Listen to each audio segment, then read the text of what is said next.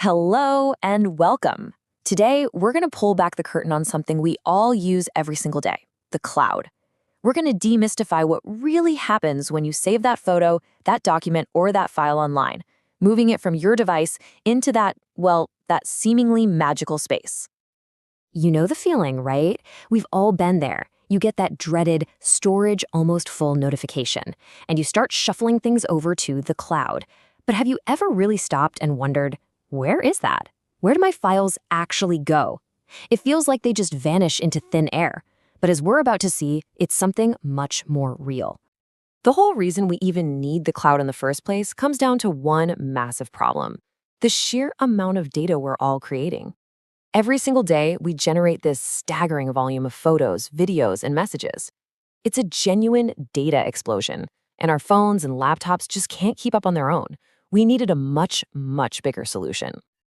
So, to handle this exploding universe of data, the world turned to a whole new way of thinking about computing. And that's where our story really begins, with the idea of the cloud. Now, at its heart, cloud computing is a really simple idea.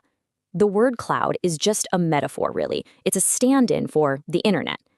All it means is that you're using services like storage that are delivered to your device online instead of from a hard drive that's physically sitting right there next to you. Okay, but let's push past the metaphor for a second. Because if it's not a literal, fluffy cloud in the sky, then what is it? And more importantly, where is it? And this, right here, is the most crucial thing to understand.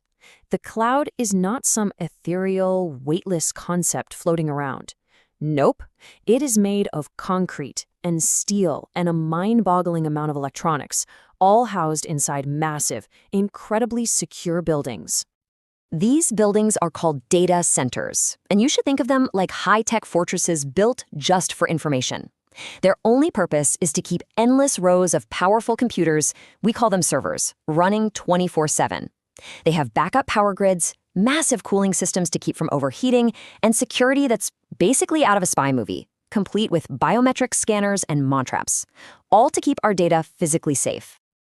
And look, since the entire point of a data center is to be reliable, it probably makes sense that they aren't all created equal. They're actually rated on just how reliable they are, using what's called a tier system. Probably the best way to think about these tiers is like hotels.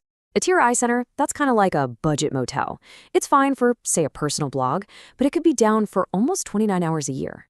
Now, a tier 3, that's where most big companies are. That's like a solid business class hotel, very reliable with less than 2 hours of downtime a year. But tier 4, oh, that's the 5-star high-security luxury resort. It's built for things like global banking systems that absolutely, positively cannot fail. So the secret sauce to all that reliability is a concept called redundancy.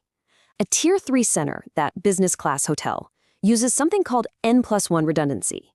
That just means it has everything it needs to run, that's the N, plus one backup for every single critical part. But a tier 4 center, wow, it goes way further with 2 N+1 redundancy. That means it has 2 times what it needs to run, plus another backup. It's that incredible level of duplication that explains why our most essential online services almost never, ever go down. Okay, so we know where our data actually lives, but how do companies and people actually use these massive data centers? Well, it mostly boils down to a really simple question. Do you want to rent or do you want to own? Most of us, for our personal stuff, use what's called the public cloud. You can think of it like renting an apartment in a big building. You share all the infrastructure, the plumbing, the electricity with other tenants, and that's what makes it so cost-effective and easy to scale up. A private cloud, on the other hand, is like owning your own house. It's built just for you, giving you total control and security, but as you can imagine, it comes at a much, much higher price. Now, to get the different levels of cloud service, the absolute best analogy is pizza as a service. Stay with me here. With infrastructure as a service, or IaaS, you're just renting the raw ingredients, the servers, the storage, the networking. You have to build the pizza yourself. With platform as a service, or PaaS, you get a pre-built kitchen, all the tools you need to create your application. But what most of us use every day is software as a service, or SaaS. That's the finished pizza, delivered right to your door. Think about Office 365 or Google Docs. You just open it and start eating. Working. So we've seen where our data lives, we've seen how the different services work. But let's bring this all home. What does all of this actually mean for us? The people clicking save. What are the real trade-offs we're making when we store our lives in the cloud? Well, the upsides are huge, and they're the reason the cloud is so incredibly popular. For one, it's often way more affordable than buying stacks of physical hard drives. You can get to your files from anywhere, on any device. Your backups can just happen in the background, automatically. And, maybe best of all, if you drop your phone in a lake, your photos are safe.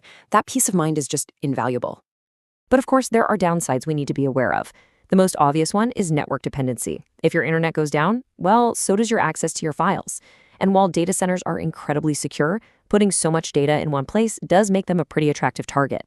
But that middle point, data ownership, that's the one we really need to pause and think about. And when you're choosing a cloud service, you are actively making a choice about these trade-offs, whether you realize it or not. Do you want something that works on basically any device, like Dropbox? Do you want that seamless, tight integration with your phone, like iCloud? Or is your number one top-of-the-list concern maximum privacy, which is the entire reason a service like SpiderOak even exists?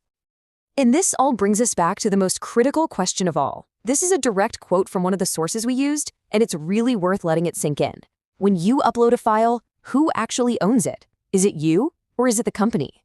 The real answer is almost always buried deep inside those terms of service nobody ever reads. And often, it's not what you'd think. Some services, for example, give themselves a license to use your content to improve their own services, which could mean your photos are being used to train their AI. So really, it all comes down to this. The cloud has fundamentally changed how we live, and it offers us this incredible power and convenience. But it is always, always operating on a trade-off. We get amazing accessibility and protection, but in exchange, we give up some direct control and maybe even some ownership over our most valuable asset, our data. So the real question we should all be asking ourselves is this: are we comfortable with that price?